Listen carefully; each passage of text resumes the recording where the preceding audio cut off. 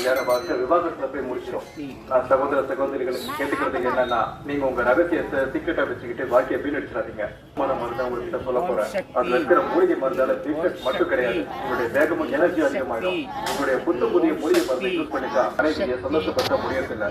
ஆனா லியோமஸ்டான்ல ஸ்பெஷலா உட்காந்து கொண்டு வரப்பட்டு